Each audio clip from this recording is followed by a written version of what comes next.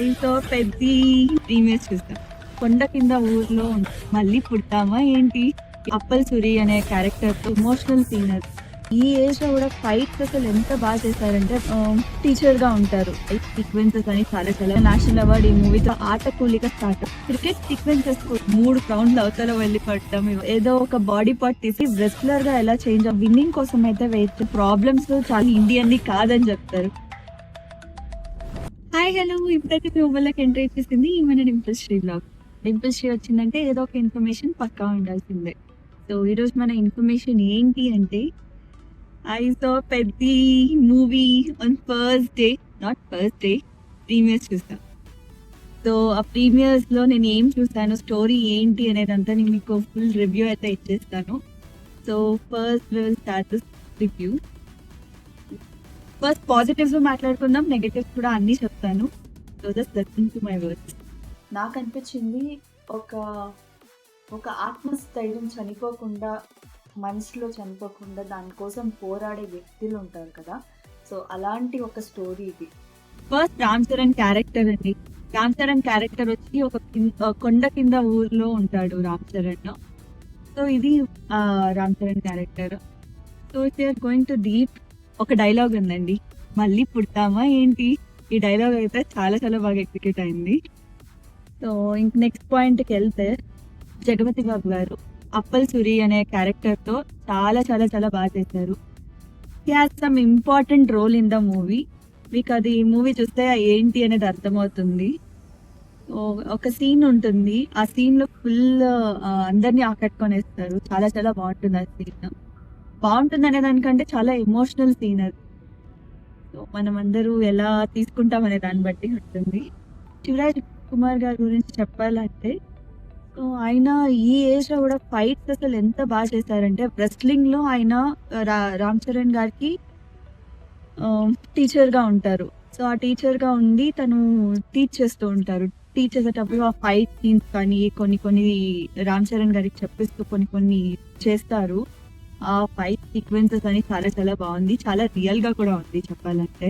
Ram Charan acting the peaks, Jagapathi Babu గారి acting the peaks, Shivaraj Kumar గారి acting the peaks. వీళ్ళందరూ యాక్టింగ్ చాలా చాలా బాగుంది. And next, negativity of the film. So I don't know ఎందుకు ఇంత నెగటివిటీ వస్తుంది అనేది మూవీకి. But almost all the reels which I've seen, 98% I'm seeing like good reviews only about this movie. అంటే రామ్ చరణ్ కి లాస్ట్ టైం రంగస్థలంలో మిస్ అయిన national award ఈ మూవీతో రావాలని చెప్పి చాలా మంది అనుకుంటుంటారు అని చెప్తున్నారు. సారీ, అనుకుంటున్నారన్న చెప్తున్నారు. ఒక ఒక సామాన్యమైన స్ట్రీట్ గై లాగా చేశారు Ram Charan. So street guys ఎక్కడంటే అక్కడ పడుకుంటారు, అట్లాంటి యాక్టింగ్స్ అన్ని క్లియర్గా చేసేసారండి. అసలు మనం చూస్తుంటే అన్ని వేల కోట్లు ఉన్న వాళ్ళు అట్లా పడుకుంటుంది, మన కంట్లో మనం చూడలేము. కొన్ని ఇంత చేయగలుగుతాడా అంటే, హీరోస్ ప్రొఫెషనే అది అనుకోండి. బట్ ఈవెన్ దో అతను అలా చేస్తుంటే, ఫ్యాన్ అనేది పక్కన పెట్టేస్తే నార్మల్ మనిషిగా చూస్తుంటే అసలు జీవించేసారనిపించింది నాకైతే. డాన్సెస్ ఎస్పెషలీ చిక్రీ అండ్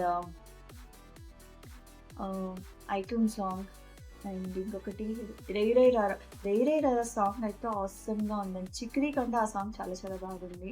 చిక్రీ జనాలు చాలా ఇష్టపడుతున్నారు అనుకుంటున్నా, బట్ ఈవెన్ దో నాకు రేరే రారా చాలా బాగా నచ్చింది. అన్ని సాంగ్స్ యాక్చువల్లీ చాలా బాగుందండి, ఏ సాంగ్ బాగాలేదని ఇంత ఏం లేదు. నాకు అంతే బాగా నచ్చింది. రామ్ చరణ్ గారి క్యారెక్టర్ కానీ ఆయన యాక్టింగ్ కానీ చాలా బాగా నచ్చింది. ఇంకా థర్డ్ పాయింట్, స్టోరీలోకి వెళ్ళిపోతే, రామ్ చరణ్ క్యారెక్టర్ వచ్చి ఒక ఆట కూలిగా స్టార్ట్ అవుతుంది. సో ఆట కూలిగా స్టార్ట్ అయ్యి కొన్ని కొన్ని క్రికెట్ సీన్స్ ఉంటుంది. ఆ ఆట కూలిగా ఎలా తను క్రికెట్ ఆడతాడు, ఎలా ఏమేమి జరుగుతుంది స్టోరీలో అనేదంతా చాలా చాలా బాగుంది. అండ్ ఆ క్రికెట్ సీక్వెన్సెస్ కూడా, ఒక్కొక్క బాల్ కొట్టడం, అది 3 రౌండ్లు అవతల వెళ్ళి పడటం, ఇవన్నీ చాలా చాలా బాగుంది. అంటే ఎక్కడ అన్రియలిస్టిక్ గా లేదండి సీన్స్. మనం మాట్లాడేటప్పుడు అనుకుంటాం కదా, 3 రౌండ్లు అవతల అని, అట్లా ఏం లేకుండా చాలా రియలిస్టిక్ గా ఉంది నాకు ఎందుకో సీన్స్. అంటే ఇవన్నీ బాగా చూపించారు బుచ్చిబాబు గారు, చాలా చాలా బాగా తీశారు ఇవన్నీ. ఎక్కడ ఓవర్‌గా లేదండి. బుచ్చిబాబు గారి డైరెక్షన్స్ చాలా చాలా సూపర్బ్‌గా ఉంది. మనకు తెలిసినట్టుగా బుచ్చిబాబు గారు ఏదో ఒక బాడీ పార్ట్ తీసేయడంలో ఫేమస్ అయినారు ఇప్పటిదాకా డైరెక్షన్‌లో. సో, ఇక్కడ కూడా ఒక బాడీ పార్ట్ అయితే వెళ్ళిపోతుంది. సో, అది ఏంటి అనేది నేను ఇంకా సస్పెన్స్‌లో పెడతాను. ఎందుకంటే మూవీ చూసి అవన్నీ మీరే ఎంజాయ్ చేయాలి. ఆ సీక్వెన్సెస్ కూడా చాలా చాలా బాగుందండి నాకు తెలిసినట్టుగా. అదే actually important sequence of the movie. ఆ పార్ట్ ఏదుందో. సో, ఇంక స్టోరీలోకెళ్ళిపోతే రామ్ చరణ్ బిగ్ ప్లేయర్‌గా ఉంటాడు. సో, ఆ బిగ్ ప్లేయర్ నుండి రెస్లర్‌గా ఎలా చేంజ్ అవుతాడనేది స్టోరీ. ఆ రెస్లర్‌గా చేంజ్ అయిన తర్వాత what is happening in the movie అది మీరు చూడాలి. సో, ఇది స్టోరీ సీక్వెన్స్ ఇట్లుంటుంది. నేను ఆల్రెడీ మీకు ట్రైలర్‌లో చెప్పాను. He is between some 2 sports and he'll go into some other sport అని. సో, అట్లనే ఉంటుంది స్టోరీ కొంచెం. నేను చెప్పినట్టుగానే. He is having a very good character. ఆర్టే పిచ్చి తనకి. సో, ఆ పిచ్చితనంతో ఏం చేస్తున్నాడనేదే తెలీదు తనకి. ఆ తెలియని తనంతో చాలా జరిగినాయి. సో, అది గుడ్ కావచ్చు, బ్యాడ్ కావచ్చు. There are lot things. Cinema చూసిన తర్వాత నేను ఈ విషయం ఎందుకు చెప్పాననేది మీకు అర్థమవుతుంది. So, sports, sports, sports, sports, sports. తనకిచ్చినంత ఇంపార్టెన్స్ దేనికి ఇవ్వలేదండి. చాలా చాలా చాలా బాగా చూపించారు. ఇక్కడ స్టోరీలో రామ్ చరణ్ గారు ఒక విన్నింగ్ కోసం అయితే వెయిట్ చేస్తూ ఉంటారండి. ఆ విన్నింగ్ దేనికి అనే పర్పస్ చాలా చాలా బాగా చూపించారు. అండ్ అది విన్ అయ్యేదానికి వచ్చే ప్రాబ్లమ్స్ చాలా బాగా చూపించారు. ఏమేం ప్రాబ్లమ్స్ ని ఎట్లెట్లా ఫేస్ చేస్తారు. ఇదే స్టోరీ యాక్చువల్‌గా. ఒక స్పోర్ట్ నుండి స్టార్ట్ అయ్యి ఎందుకు ఇంకో స్పోర్ట్‌కి షిఫ్ట్ అవుతారు. ఇవన్నీ కూడా చాలా చాలా బాగా చూపించారు. బిగ్ ప్లేయర్ నుండి రెస్లింగ్‌కి షిఫ్ట్ అవుతారనేది నేను చెప్పా కాబట్టి. సో, అవన్నీ చేంజెస్ ఎందుకు అవుతాయి అనేది అదే స్టోరీ కాబట్టి. సో, దాన్ని చాలా చాలా బాగా ఎగ్జిక్యూట్ అయితే చేశారు.